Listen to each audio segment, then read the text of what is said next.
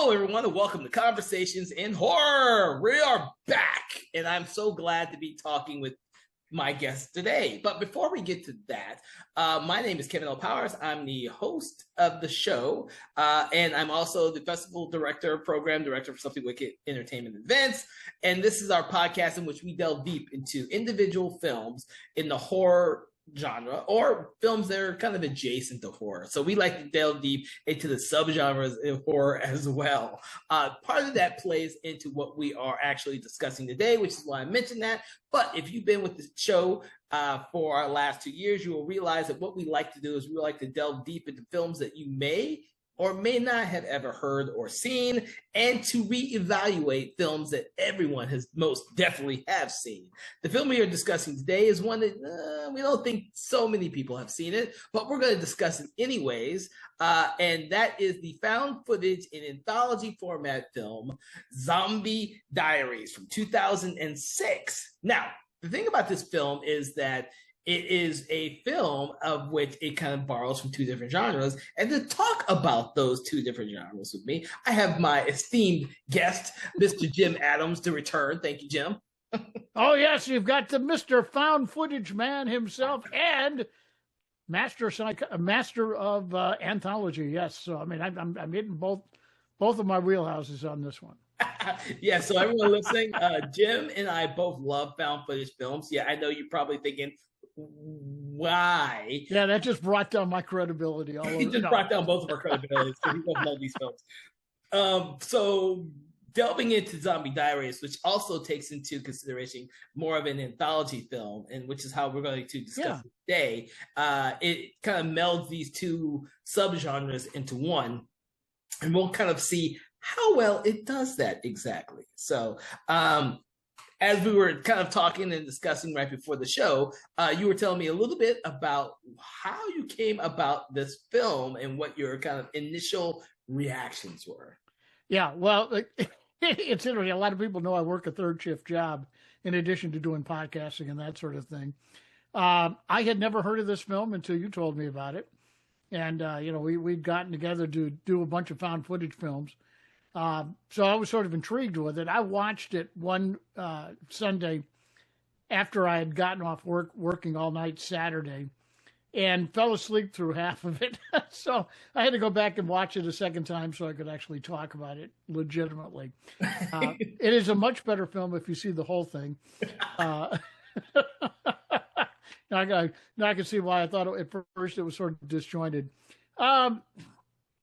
Like we've said with other found footage films, if it's done really well, they can be an awful lot of fun.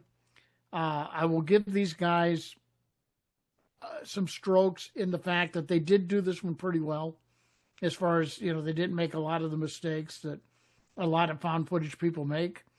But there are still some elements of this movie that I had some problems with. And I think it had to do with some of the stuff when I researched it. A lot of this film is ad-libbed, and it shows. And that sort of hit it hard a little bit in some of the scenes where it was clearly the director just said, just do the scene however you want to do it. And you can feel that. You can feel some awkwardness, and and unfortunately, to make a really good found footage film, you really do need to script it out pretty well so that you can make it sound natural. That's sort of the catch-22 of making a found footage film, I think. People want to go for, filmmakers want to go for that spontaneity, but the only way to do that accurately is to kind of have the actors be very natural. And you can't just go out and just shoot it. They have to get to know each other, be natural as their character, and kind of improv / rehearse long before you actually put the camera in their hands to film it. I do agree with you there that some of the dialogue in this film is a little bit stinted. In fact, before we decided to do the podcast, and I had to rewatch the film because I originally saw it in 2006. Oh, wow. I couldn't have told you a single thing about this movie if I had not rewatched it.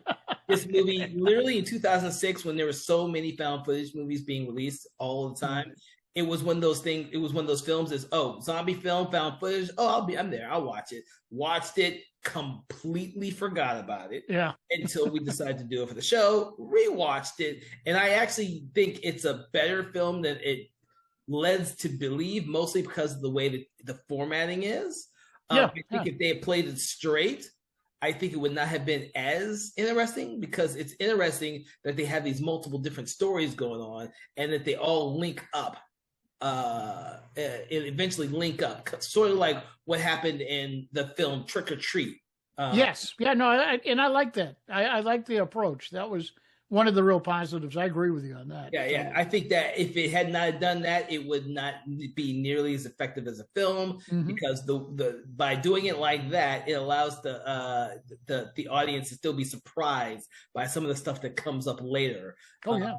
But you're right. The weak link is the characters, and we might as well just start delving into the actual film, because I know a lot of people out there probably have never even heard of this film, much less probably not.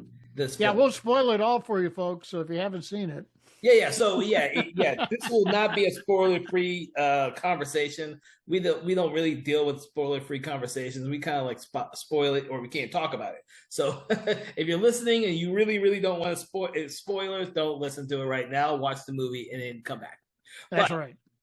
The beginning of the film is a really effective beginning, because what you see is a bunch of soldiers coming in, and you don't know exactly what operation they are part of right now, but you are seeing that they are coming into the frame with guns and kind of doing the raid on a particular location. You also have some scientists who show up who are in full CDC gear. CDC, yeah, that's right. Gear, who are examining a body, and then it's when you jump to the very first segment, and you realize that it is a outbreak that's just happening. So the very first segment that we're going to talk about. I almost thought it was Chernobyl Diaries. No, I'm just kidding. Which we also discussed. But the first segment is actually called Diary 1, The Outbreak. And this is literally at the cusp of the outbreak. These newspaper reporters, or I guess videographers, and I think these might have been TV. I'm not sure if they were newspaper or TV, but I believe they were TV, because they had another gal that they were taking on their journey with them to appear before the camera or whatever to ask questions. So these four people are essentially you're hearing that there is an outbreak that hasn't happened yet in London, but other parts of the world, specifically Africa and other parts, it hasn't reached London yet. But it's not long before you realize that it is getting there at London, because these four individuals, who are Leanne, Andy, Vanessa, and Matt, who is the cameraman. So that's very important, because Matt's the cameraman in this first segment. Yes. They are filming this, and the first person they do is they interview a Miss Buckley.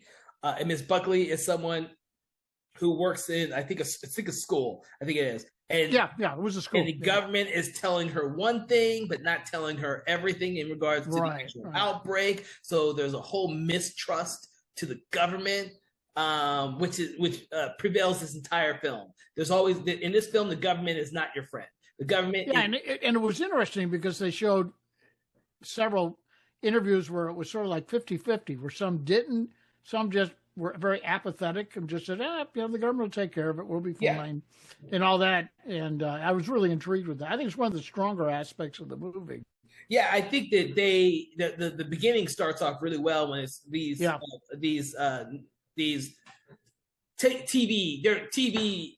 four TV reporters. So let's just call them four TV reporters. Yes. Who are trying to get the story, and they get information that someone in this far off town has information in regards to this disease, this virus and stuff. Right. These four end up venturing off to this far off town that they have to drive to, and when they get there, their town's completely deserted. That's not a good sign.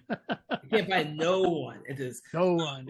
Yeah. they look around and eventually their car stalls and they can't get out of town because their car stalls. They also It breaks down on them. Oh my goodness. yeah, it breaks down on them, and then they call back to headquarters. And headquarters tells them that they not to return back to London because the outbreak has spread, and there's all kinds of chaos is happening in London. And this is like in a matter of just a couple of hours. Yeah, this is a matter. Because I think it took them like about 3 or 4 hours to get, because the traffic was so bad. People were sort of panicking and leaving already. London. Yeah, people are already panicking. But still, the fact that from the time we see, I guess it was not Matt, but the producer there, I can't think of his name, talking with his boss and just saying, "Well, just keep me up to date on what's going on."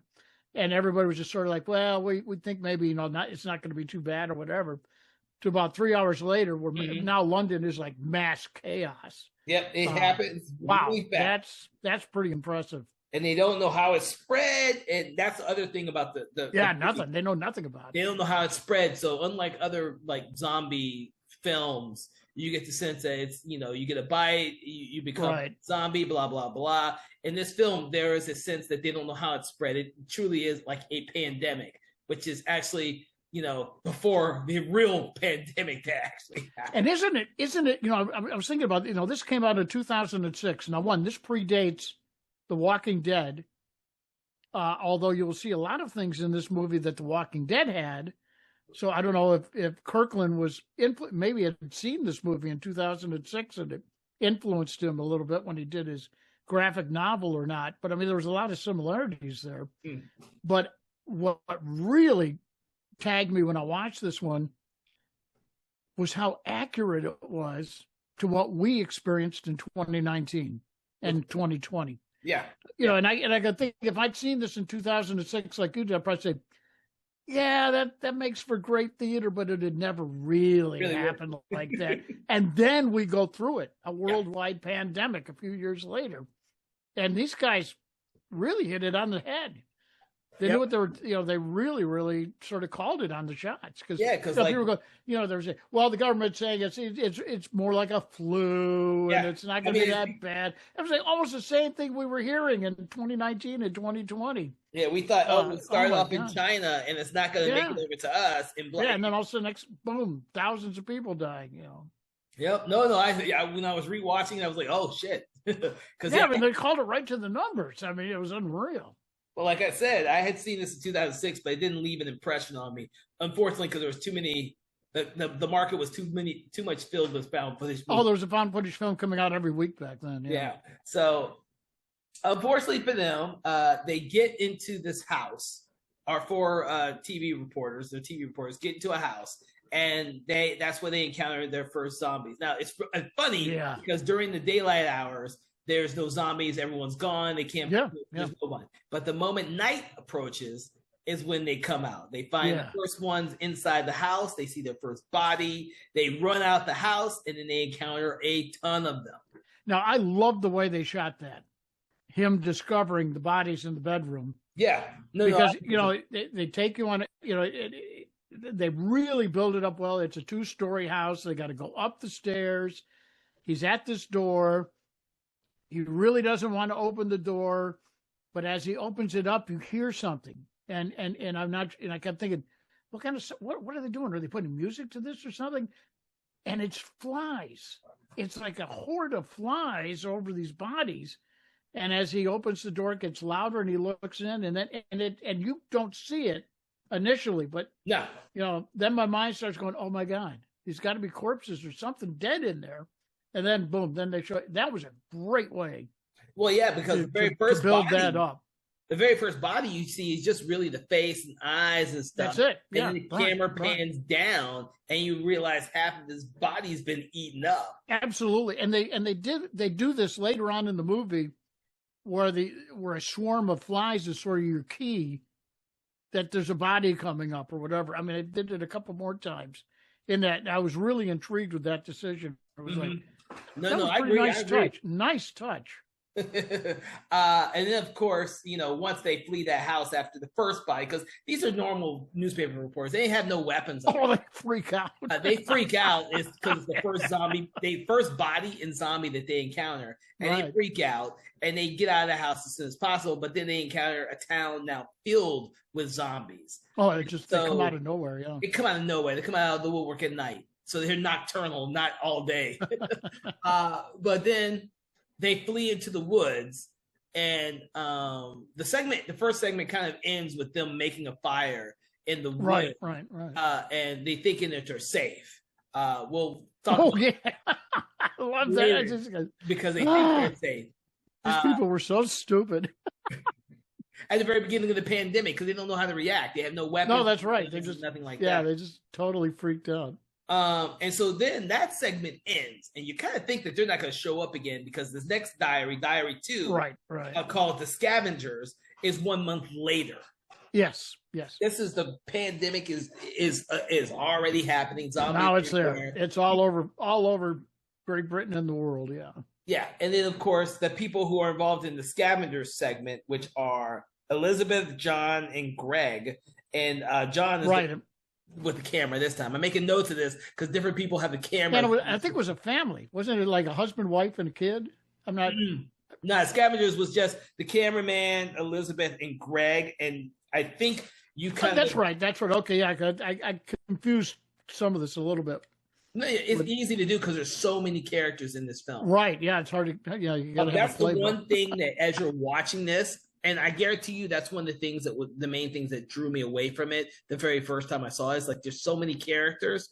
And because the dialogue, like we were discussing earlier, the dialogue is very non-specific. A lot of characters are just caricatures. Like they don't have any individuality.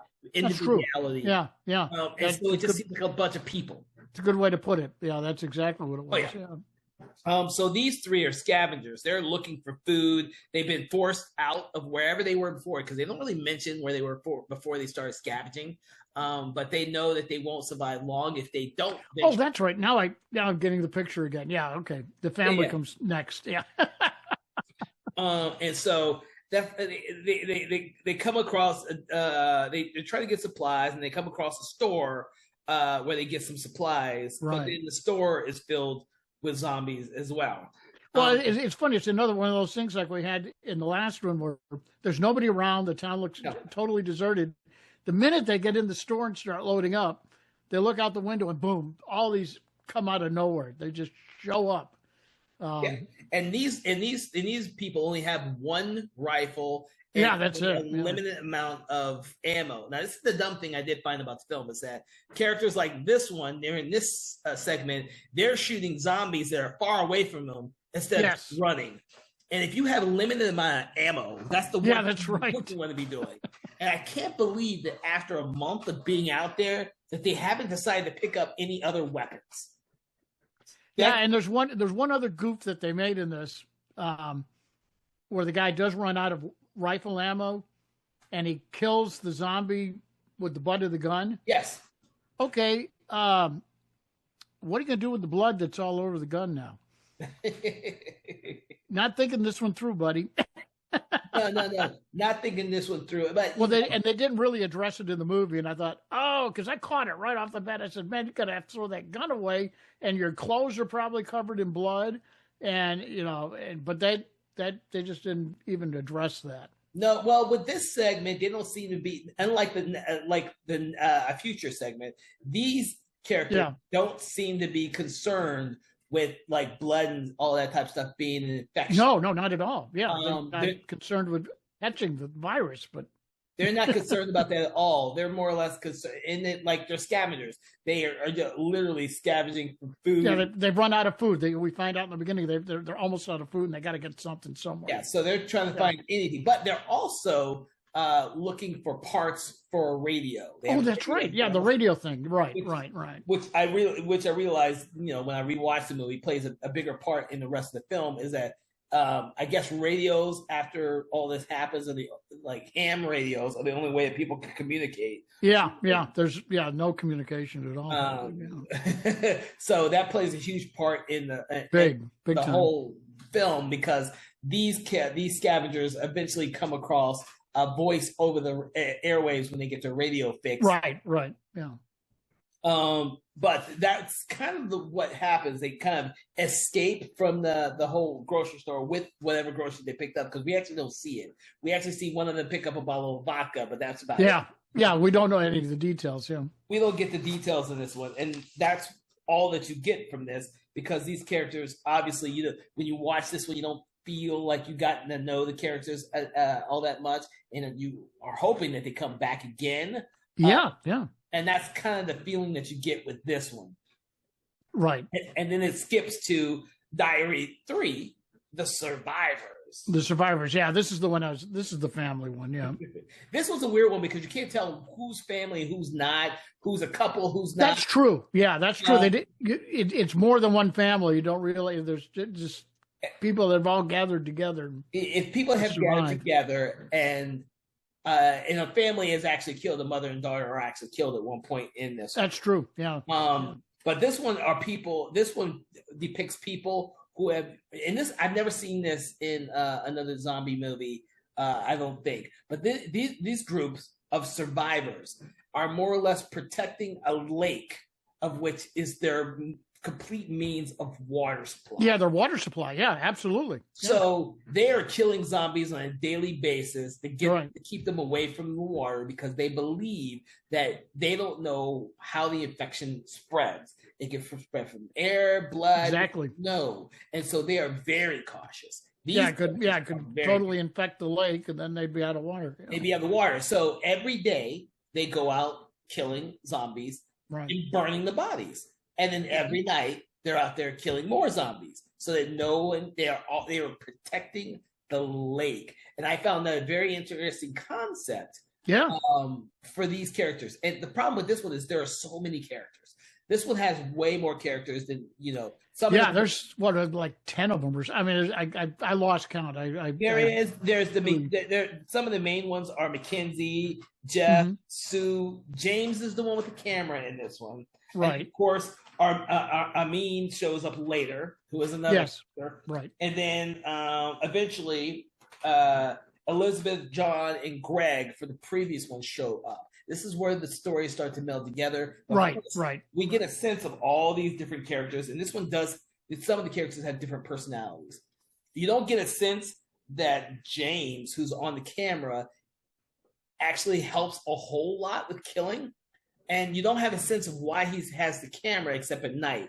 They don't really explain that at all. Well, at night, the night vision. At night he has the light on. And the light, right, exactly. So I get that one, but during the day, it doesn't make. I don't know why he's shooting. Yeah, you don't know why exactly he's shooting. He's just shooting. It's not just make a journal of us being killed or whatever.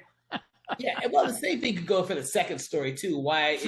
Same one, yeah. The first story is the only one that logically has right, because they are a film crew. Yeah, they're a film crew, so it's logically that they'd have a camera. And I just don't get the sense of why they got the camera in the second and third story. No, it's not really explained at all. No. But we roll with it. At some point, someone says, "Well, this could make a great found footage film, so let's roll with this." But Amin is someone who comes driving up in another vehicle, and he's been out in the world scavenging for something. I don't know if they actually mention what he was scavenging for. But no, they don't. They really don't. Okay. I mean, just figure it's probably food or ammo or whatever. You would. Yeah, and he's in a relationship with one of the other girls, which I couldn't remember which is which, because unfortunately for us as the viewers, a lot of these characters are, they're not really individualized. They're not. No, they're not. It's very easy to confuse them. It's very confusing. And this one gets more confusing because there's so many characters, which don't really do much other than, what's his name? Coke, who is the guy who just does his own thing, and that plays into his character later on in the story. Yes. And the other main guy, who is Jeff. Jeff seems to be kind of their leader, so to speak, of the men. He kind of takes charge of a lot. And he's in a lot of scenes. Oh yeah. But then once Amin arrives, it kind of cuts back to Elizabeth, John, and Greg, who are trying to follow the radio signal. Now we Yeah. realize that the survivors group have a radio system working, and that they're the ones that Elizabeth, John, and Greg have been in contact with. So well, that's what I assume too. Yeah, they're trying. Yeah, we don't know what the conversation is because it's all right. garbled. Right. But we get a sense that that's where Elizabeth, John, and Greg are heading, is towards their signal. But unfortunately for them, while I think it's I'm trying to remember, was it John? While Greg is on the radio, he is attacked by a zombie. Yes. Yeah. John or Elizabeth will be watching, but they're not watching, and Greg gets attacked. He gets it. And then, of course, Elizabeth gets attacked. Now, Elizabeth dies, so it then leaves a wounded Greg and John wandering through the woods. This is awful, man. Yeah, I mean, it's like and zombies everywhere. Zombies everywhere. All of a sudden, they're everywhere. They're everywhere, and of course, Greg eventually succumbs to his bite, his zombie bite. Well, that's a pretty poignant scene because his buddy has to put a bullet in his head to keep him from reanimating, which again is something we see in The Walking Dead a few years later. And some of these other zombie movies that once they reanimate, you got to take them out. Yeah. Then if you do it too soon, then if you shoot them too soon, they die and they reanimate. So you've got to shoot them after they're reanimated in order for it to be effective. Yep. And these is like the first movie I can think of that really addressed, maybe with the exception of Night of the Living Dead, because they it all sort of comes from that, if you go all the way back to 1968. Yeah, I think the only other show that kind of actively always kills, they actually kill their friends when they succumb, is Z Nation. Z Nation did that a lot. Yeah. Z Nation, use that. Yeah, they gave a word for it. It was like relief. I forgot what it was. They had a saying every time they killed someone. Like, I actually loved Z Nation. That was a great show. Yeah, it was a fun show. I loved it. I always found that a much more entertaining show than Walking Dead. I know it's sort of blasphemous here in the Atlanta area, but I did too, actually. Yeah. Z Nation was so much fun. It was so much fun to watch. Maybe that's why I never got cast in The Walking Dead. That might have been it. So once after Greg is dead, John's running through the woods with the camera. There's no reason why he still got this damn camera. But I know. Yeah, it's like, drop the damn camera. He's running through the woods, I think at night, and he gets bit by a zombie at night. So you see half his hand is like bitten. Oh, I know, yeah. It's so blurry because he's running with the camera. Right. The camera's moving all over the place. If you were ever bothered with shaky cam, this is definitely a movie with a lot of shaky cam. Yeah, do not watch this movie. No. And as dawn is breaking, he starts hearing gunshots in the distance. And he finally realizes he's found the people who are on the radio. Yeah, he thinks he's in cloud 9, about to be saved, found some more survivors, and unfortunately for him, running in the middle of the woods with all the other zombies, the survivors who can't tell that he's alive, for one, shoot him as though he is a zombie. That is a tragic motherfucking ending. Oh yeah. It's great in terms of storytelling, but this guy who thinks that he's gone through hell and back again, thinks he's found the people that they've been looking for, which he has, but unfortunately he doesn't realize that they're out there shooting every person or body that shows up on that property. Yep, and he just happens to be in the wrong place at the wrong time. Wrong place, wrong time, and he gets shot. And again, that's another. I think that's another homage to George Romero and Night of the Living Dead, because that's how that movie ends, where you've got, the character of Ben, who has survived all of this stuff in the household. And he peeks out the window because he hears some people coming up and they shoot him because they think he's a zombie. Yep. And then, was it? Okay. And then after that, we go back to the survivors again. Yes. Now, at this point, they're not naming the different segments. this is part of the film where after we've Yes. been introduced to each of the segments, this groups of people, we're now watching as they are integrated into the story as a whole. Right. That still doesn't mean that it's not an anthology, because when it switches back to the characters from the beginning of the film, no, actually, that's very much in line with some of the anthology shows that I love. Yeah. But the next day after John's killed, we realize that Armin came back infected. Yes. And so that is a big thing, because we actually get to see what they do with one of their own when they're infected. They actually don't quarantine them necessarily, but they tie him up completely to the bed so he is completely immobile. Right. And his girlfriend or wife, because they never differentiate. They never really say, but yeah, they're together. They're a couple. Is lying in the bed next to him. Like, she knows that he is going to turn eventually, but she's still there with him. And obviously, once he's tied up and immobile, he can't do anything anyways. But at this point, you now realize that the idea of getting an infection is no longer like their number one thing. Like, they're not thinking about that now. Whereas in this segment, the survivors, they're making sure that they didn't get blood on their shoes, they didn't get blood on anything, because they don't know how it was passed. Right. This group is heavy into the blood thing. Yeah. But with Amin, because he's one of their own, they kind of are not nearly as cautious as you would think. Yeah. So, and then of course, James and Jeff go out to an area where they keep thinking more zombies are coming in when they shouldn't. Now, this takes the movie into a completely different area. Yeah. Oh man, yeah. I actually like this part because this went in such a weird direction. It was like, whoa, they got my attention again. It was like, okay, this is not your traditional zombie movie. This really went into an unusual direction. Well, because the big question overlaying this entire segment is the fact that these zombies keep showing up and they don't know why.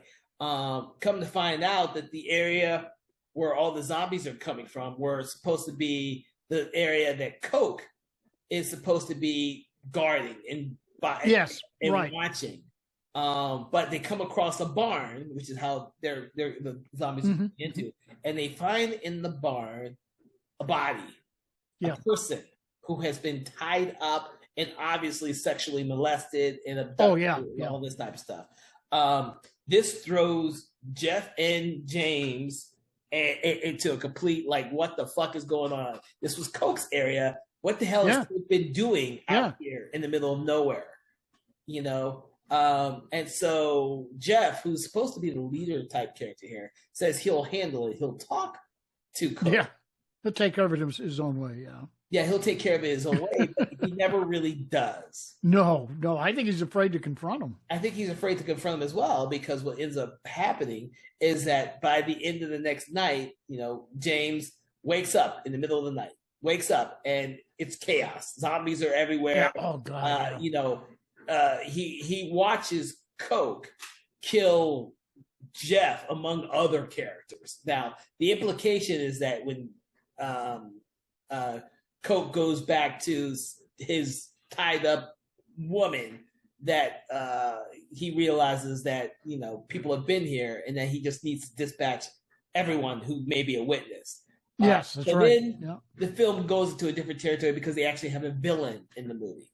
Now, correct me if I'm wrong here. And again, I wasn't sure about this because it happened so quickly, but the woman tied up in the barn looked a lot like one of the producers from the first segment.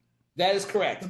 The blonde woman, and was that her? Yes, because that's what the two times I've seen this movie, I said, I think that's her. I think this is where they start merging the stories a little bit.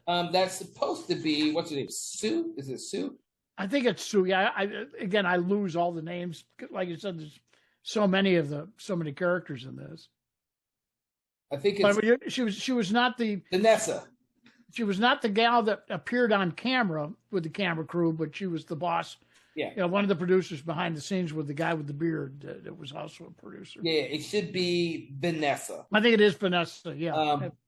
Yeah, so Sue is part of one of the girls in this segment, Survivors, and I get those mixed up because Yes, there's it's so very many of easy them. to mix them up because there's a couple that look just alike.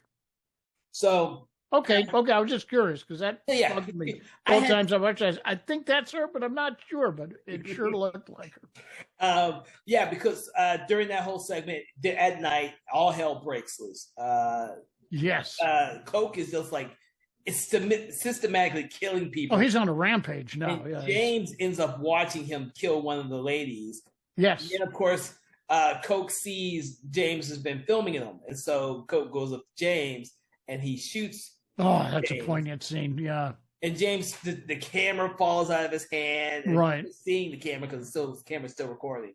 And then, of course, James stumbles into the frame of the the camera, and then you see all the other chaos erupt behind. Now, Yes. for like the one thing is that each one of these segments has a really hard ending because they're all dying. Yes, that's right. It's like virtually nobody left by the time the movie ends. So that's how that Coke does all that stuff, and then it cuts again to 1 month earlier. So we go back to the first story in those characters, right? Which sort of helped because it got a little confusing there because the first time I saw it, trying to realize that okay, they are merging these different stories together a little bit, and this sort of helps understand how that came about. Yeah, it understands how Vanessa is the one tied up in the bunker. Right. Because we go back to 1 month earlier, mm-hmm. and then we see Andy, Matt, Leanne, and Vanessa again, and they encounter Coke and Manny. So we already know what Coke is from the previous segment. Right. Manny just seems to be another character that we have not seen in anywhere else. He just was there. Yeah. So at some point in that month between this segment and the beginning of the next Diary 2 entry, or in Diary 3 for that matter, Manny disappears somewhere. We don't know. Yes. Where. We don't know where.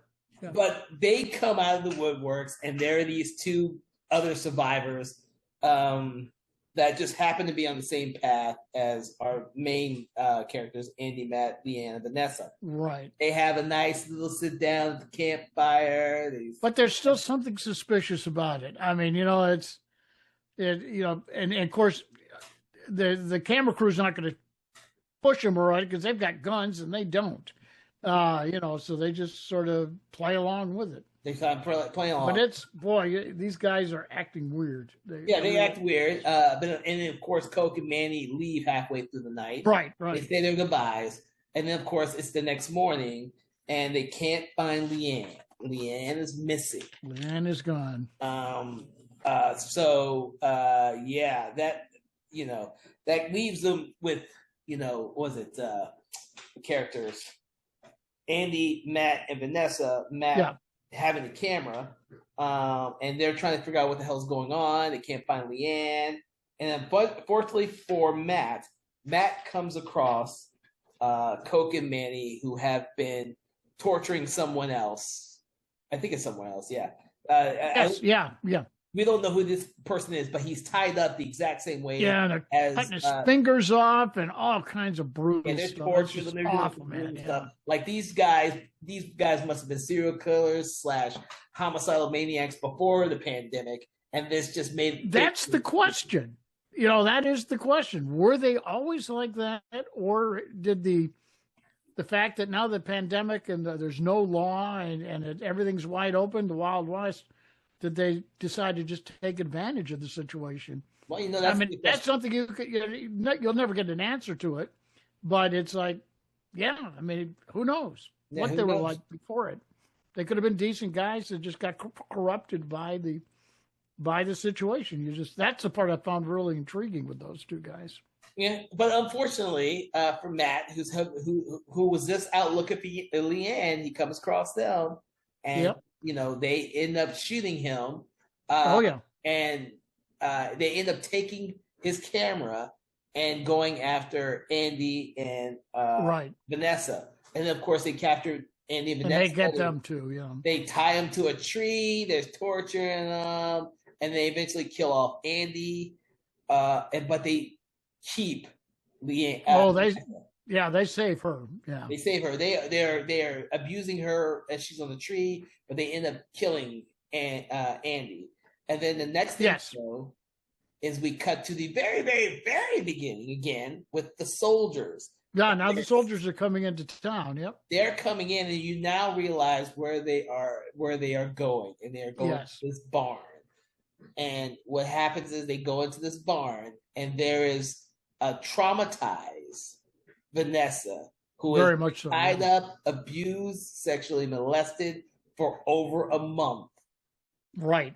And the film ends on her like distraught face. She's the only survivor out of everyone we've seen in this movie. Yeah, with the and we don't exception of the actually know soldiers. what happened to the other characters. You can assume that the soldiers at some point came through and killed Coke, but since we know Coke is on that one, yeah. But I mean, it's just like everyone we've seen in this movie, other than the soldiers, are gone except for her. She's the only one that makes it through the whole thing. Yeah. Not a good way to survive either. No, good God, no. So this movie is a hard-hitting film with some very deep themes in it. Absolutely. And it's if it had a stronger script, it could have been a really great film. Because I really like the concept of it and how it was executed. But yeah, no, the way they went into a different direction from what most zombie films go. I mean, I've never seen like a serial killer within a zombie movie, but that's basically what we have. Yeah. And that once it took that hard left, it was like, wow, this is different. And so it did sort of help overshadow some of the little bit of overacting and that happens with the improv situation. People tend to overact. That drives me a little crazy with that. You still have to script this stuff. You can make it sound and look real, but it actually probably takes more preparation than a regular movie does. Yeah. Well, I also really bring that about. Well, I think that's also a big problem of lower budget found footage movies also. Yeah, I couldn't get any budget numbers on this. I have no idea how much this movie cost to make. But I don't either, but it was part of one of those I think it was Dimension Extreme or... Yeah, it was Dimension Project, yeah. So I remember back then, the Weinsteins, I know I'm mentioning their names, would purchase a lot of films like this and then make a... Yeah, because they're the ones that financed the second one, because they did make a sequel to this. Yeah, and from my understanding, Coke is in that one too. The same actor plays... Yeah, so apparently he doesn't get killed yet. But I haven't seen the second one, folks, so I can't tell you what happened. I saw that one too when it came out. I can't tell you anything about the movie at all. I was going to sit down before we got together today, and I said, no, I'm just going to concentrate on this one. Because I'd be afraid I'd get too confused with the two of them. Yeah, and the thing is, we might do the second one later. Yeah. When we do more found footage films, me and you. Hey, I'm your found footage man. Yeah, that's right. But therein lies this film here. It's an oddity because it takes in this whole anthology film format and mixes up the timeline for greater effect. I believe that's what makes it a much better film, is mixing up the timeline. So but I'm intrigued with this because this precedes, there was a real explosion of zombie films right after this. Beginning about midway through 2006, they started coming out, and it was like zombies everywhere. I mean, I was in a zombie film in this year that was shot locally here in Atlanta. I mean, it's still floating around somewhere. But and this is pre-Walking Dead, because Walking Dead went to like 2008, 2009. The TV show, the graphic novel, I think, came out not too long after this. And you've got Brian Keene's book, The Rising, which really set it all in motion. So I'm really impressed with this, because it's like, people might watch this now and say, they just stole from them and them and them. It's like, no, they didn't, because it wasn't around. This was one of the first ones to come out. So, and that impressed me quite a bit when I watched this the first time. I didn't pay attention to the year, and I went back and specifically looked for it and went, wow. This one, yeah, preceded a lot of this stuff. I think this movie was following on the bandwagon of found footage films. Oh, absolutely. No, that, yes, absolutely. Yes, they were jumping on that. Yeah, because I mean, because I mean, you got Blair Witch came out in what, 99 or 2000, or I mean, it was like Blair Witch had come out about 5 or 6 years before this one. So. Yeah, and this is when Paranormal Activity was starting to come out, and all of those. And I think everyone was trying to make a found footage movie in just about every genre, and between devil worshipping, hauntings, and apartment complexes. Right, exactly. Yeah, all kinds of subjects. Yeah. I mean, I can't even tell you how many fucking ghost hunting found footage movies there are out there. I was like, Jesus. It's true. I mean, I've got, but to be honest with you, I think I've seen. I'm trying to think, when did the first 28 Days Later come out? Because I mean, that one really. Oh, I don't know, but that's not. No, that was later. That was later. That was. Yeah, but that's not a found footage film, though. No, it's not. But I'm just trying to think the way they did their zombies and Infected, and we had Outbreak and Quarantine and a couple of others like that. But it was Outbreak was way ahead of all this stuff. Outbreak, preceded them all. Yeah, that one. I mean, that was like, that was way back there. But you didn't have your dead people just died. They didn't, walk around. They didn't walk around. But Quarantine or Record, and everything. Right. Yeah, Record was like a found footage film. Yeah. I'd have to look at the dates when those are. We haven't discussed those for the show yet. So. They were all sort of in this area. I mean, they just really flooded. Between like 2006 and maybe 2011 or so. They just really. Yeah, they were everywhere. There were tons of them. More in the vein of this one, which is a low budget movie. Yeah. There's tons of low budget or no budget. Because I have to say that there are some no budget. Yeah, and they shot this on a DV camera. They didn't shoot it on HD. It was just a straight DV camera, almost like a palmcorder type thing. And it shows.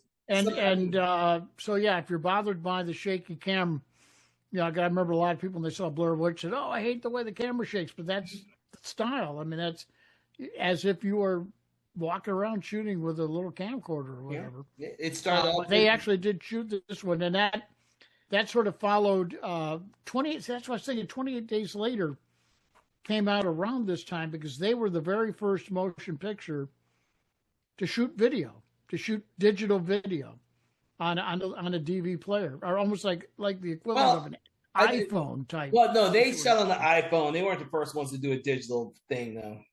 But I mean, that was the first one I was aware of that had shot digitally like that. That's one reason I went to go see that movie, because I was so intrigued with the idea of someone shooting it all video. Yeah, so by the time this one came out, 28 Days Later was out in 2002, and 28 Weeks Later. Wow, okay, that far. Okay, I didn't realize it was that far back. Okay. Yeah. Well, it was the idea of trying something new. Oh, absolutely. Yeah. But, even 28 Days Later wasn't really the first one to shoot digitally like this. That would probably be something like Time Code. If you ever saw Time Code. Yep. Time Code. I never did see that one. Yeah.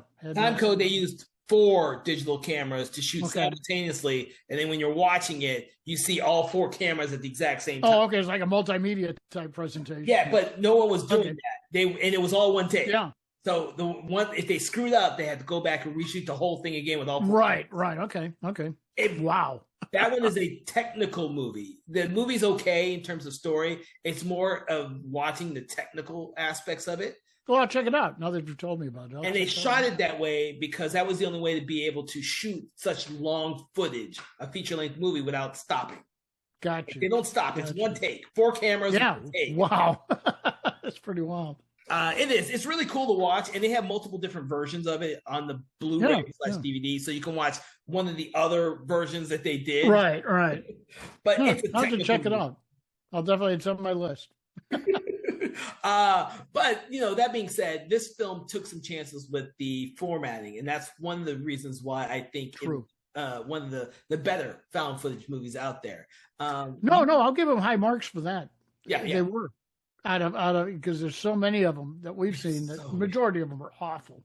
They're just crap. But this is one of the better ones. And there's not that many zombie ones out there, to be honest with you. No, I'm surprised. I could think of this one and the sequel, and then of course Diary of the Dead by George Romero. Diary of the Dead. Yep. Yep. But there may be some other ones out there, some really, really, really low budget. Because unfortunately for the zombie genre, because anyone and everyone thinks they can make a zombie film, they've probably been made like 5 billion times. So yes, if they're I was in one of those kind of films. Yeah. And so many people, because it was, but they didn't make it because it was a found footage film. They did it because it was a zombie film. Because it was a zombie. Everybody had to do zombies there for a while. Zombies are everywhere. Yeah. Walking Dead kind of solidified that for like the rest of like another. Oh God, yeah. Of zombie films, and everyone thinking they can make a zombie film as a low budget independent film. So yes. All right. So getting back to Zombie Diaries, right. We've now discussed a lot of the aspects of the actual film so that people have a general idea of what this film is when they actually watch it. Do you think, and we've talked about this, one of the weakest points about the movie is the script itself. There's some portions there, and I think it probably was more noticeable when you had the segment that had a lot of people in it. Yeah. The survivors. I noticed it more there, but I tended to notice it a little bit in the first one with the film crew and stuff, but it was very, very prevalent in the one in the survivors one. It was awkward in some spots. It was just it just sort of made me wince a little bit.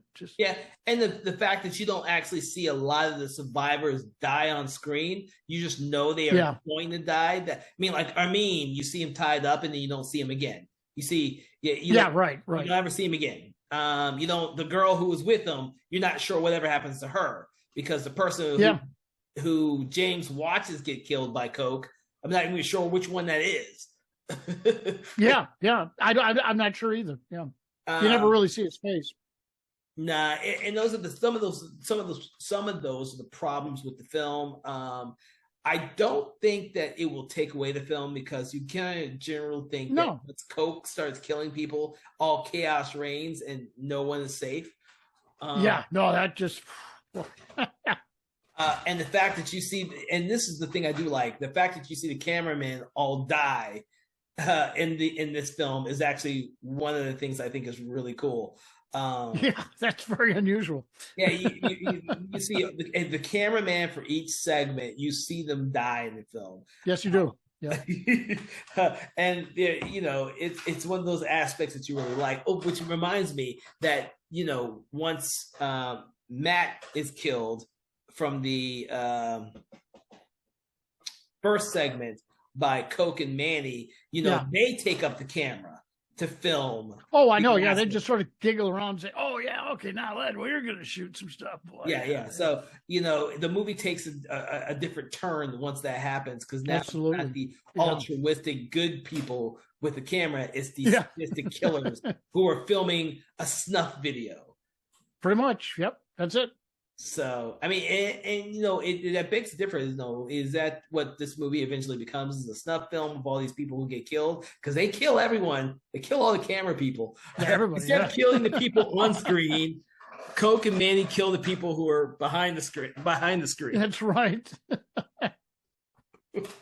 Oh my God! So, in general, what else do you think about this film? Do you think it was successful? Do you think it was a successful found footage film? A successful film? I think the fact that they were able to make a sequel, and that the Weinstein Company, bankrolled another film, suggests that they probably did pretty well. Yeah, I probably made some money. But I think just overall, comparing this to other found footage films that I've seen, this is one of the better ones. I put this up there with like Apollo 18, which I think is one of the better one of the better found footage films ever made. Yeah. In fact, it's still probably one of my favorites. And this one's sort of up there in the same quality level as that one was. So I got to give these guys Michael Bartlett and Kevin Gates some good strokes on that. That they did a good job with this. I'm trying to think of what else did they do. Not much of anything, really. This is the big thing that they've done. When I went back and looked at their resume, now interesting, if you go onto IMDb, the picture you find for Michael Bartlett and then the picture you find for Kevin Gates is the same picture. And I kept thinking, God, is it the same guy? But I don't think it is. I just think they did that as a gag. Oh, geez. But because they have separate resumes, but they produced a couple of films, but mainly as directors and as writers. This is pretty much the Zombie Diary films, the two Zombie Diary films. It's pretty much what they've done. I mean, that's the big part of their career. Which is actually quite funny because IMDb says that they're working on another sequel to Zombie Diaries called Origins. Yeah. Quite funny. I don't think that ever came through. You know, it might be the second one didn't do that well or whatever, but that was so long ago now that I got a feeling that one probably, the majority of projects never get made. And you and I know that as well as anybody, that it's oh yeah. So it's so hit and miss. Yeah, and the thing is, I kind of see the success of this the same way I saw the success for The Gallows from Blumhouse. Yeah, that's The a Gallows good analogy. Acquisition that they purchased for almost nothing. Yeah, and changed the ending, to spice up the ending, right. And then they created, because it was successful, because the budget was so low for that movie. Yeah, they made a huge profit off of it that they decided to make The Gallows Act 2. Which I don't know of anyone who actually saw it other than me, but I never saw it. Yeah, I don't know. I don't know if anyone's ever seen it. Well, maybe that one, like Zombie Diaries. Word of mouth on that one was not very good. No, and it didn't get a theatrical release like the first one. No, it didn't. That one which is a bad sign right there. Well, from my understanding with Jason Blum, is that he produced a lot of movies, and if he didn't believe that they could make a profit at the theater, he would dump them straight to just go right to video. Video. Yeah. So, be that as it may, I don't think either one of the Zombie Diaries movies went to theatrical release. I think they made a money. It did not. I mean, well, at least in the United States. Now, I believe Zombie Diaries ran some film festivals in Britain. That's where they developed a lot of their word of mouth fame. But USA, when they came over to the USA, it was like straight to DVD. Yeah, I'm not really surprised by that at all. But it looks like it doesn't really say from what I'm looking at. But the movie seems like it was because it was such a low budget movie. It was made. If it got a theatrical release in Britain, it was very limited. Yeah. Well, but I believe, because really all I could honestly find backup facts on is that it did appear in several film festivals over there, and do very well. I was reading some of the comments from some of the critics that saw them. That's probably why the Weinsteins picked it up. That's why. That's how it came to their attention. And then put it on their Extreme label, which is, yes. If anyone remembers this, their Extreme label was when they released all these gory movies, these hardcore horror films. And the thing is that it kind of catered towards the people who wanted that hard R horror movies. And so Weinstein's made a crap ton of money. In Dimension made a ton of them. Yeah, Dimension. Oh my God, I used to run so many of those. So, but as we're winding down on Zombie Diaries, is there anything you would like to say about Zombie Diaries that we may or may not have missed? No, I think we hit it all. I'm trying to think. I can't even think of anything clever. Well, this is one of those. No, this is one that I may not watch a whole lot again, but it was definitely better the second time around because I was more awake. I was more awake, so I wanted to give them at least an honest look. I'll definitely remember this movie now that I remember it. Yeah, I'll remember it, and I like the format of an anthology movie. I've always always loved anthology movies, but this is one of the better. I will remember this is one of the better found footage style films. Yeah, they did a nice job on it. Okay, so with that, everyone listening to the podcast, what we like to do is me and my guests like to rate the film based on our scale, which is 1 to 5 stars. 1 being very poor, 5 being amazingly excellent. Where on the spectrum, Jim, do you place Zombie Diaries from 2000? I'm gonna give it a 3.5. You're gonna give it 3.5? Okay. Yeah, 3.5. I'm gonna give it a 3. That's I'm being generous on this one because I actually think it's better than it should be. That's Because why I gave it the extra half because um, I'm of the same mind that you are on this one. yeah, I think it is better than people think it is. I think that George Romero did a much better version of this when he Oh, was Diary absolutely. of the Dead. Yes. But I do like the fact that this is an anthology film and the Hmm. sequences are all out of whack. I do like that. Yes. I think Yeah. that was clever. Yeah. So I'm Yeah. gonna, They put some real thought into this one. I mean, the directors were also the writers, and it was like, yeah, I like what you guys were thinking, what you visualized for this film. It's you know something different. It wasn't just the same old thing. what's the This is same old? not your grandpa's zombie movie. This is something different. Oh, okay. So with that, everyone, I would like to thank Jim Adams for joining me on this conversation of horror in which we discussed 2006's Zombie Diaries. For everyone here, for everyone there from here at Something Wicked Entertainment, we hope that you've enjoyed this program. I want you to make sure to check out all the other amazing episodes that we have released in the past, as well as what we have upcoming on our website. You can always listen to each new podcast episode every Wednesday at 8 or Monday when we have special theme months every Monday at 8 a.m. Now, that also means that you need to like, follow, subscribe so you never miss an episode. Don't forget, check out our sister podcast, Conversations in For Color, which delves deep into manga, graphic novels, and comic books. That is our Patreon subscriber exclusive podcast. So you have to be a subscriber or follower to listen to that podcast. But by all means, become one so you never miss an episode of that show either. For everyone here at Something Wicked Entertainment, I hope you have a pleasant day, and we will see you on the next episode. Conversations in Horror is a Broken Lighthouse Pictures production, written, produced, and directed by Kevin L. Powers, executive producer Kelly A. Inoka. All contents and material from this episode of Conversations in Horror is copyright 2025 Broken Lighthouse Pictures.